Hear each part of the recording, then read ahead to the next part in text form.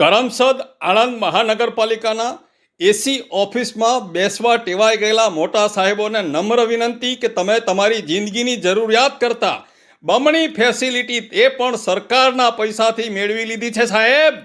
પરસેવો પાડીને ટેક્સ ભરતા નાગરિકોની સગવડનું શું?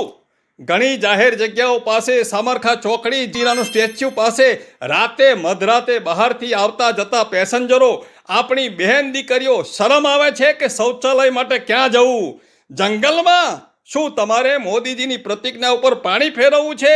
તમારું નામ શું છે? મારું નામ ફતલે કરીમ કનુભાઈ ખલીફા. શું કરો છો આપ? હું રિક્ષા ફેરવું છું. અચ્છા, આપનો શું પ્રશ્ન હતો? રાતે હું નાઇટમાં રિક્ષા ચલાવું છું. આપણી મા બહેનો રાતે જે લક્ઝરીમાંથી ઉતરે એમને ટોયલેટ વોશરૂમ જવા માટે બહુ સુવિધા મળતી નથી. હવે રાતે ખુલ્લે આમ બેસી જાય છે. અહીંયા આગળ એક શૌચાલયની જરૂર છે.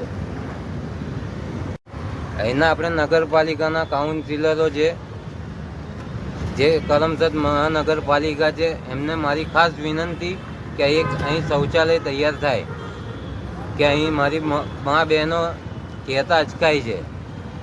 એટલે ખુલ્લેઆમ અમને શરમ આવે છે, લોકો ખુલ્લેઆમ જાય છે વોશરૂમ ને બધે.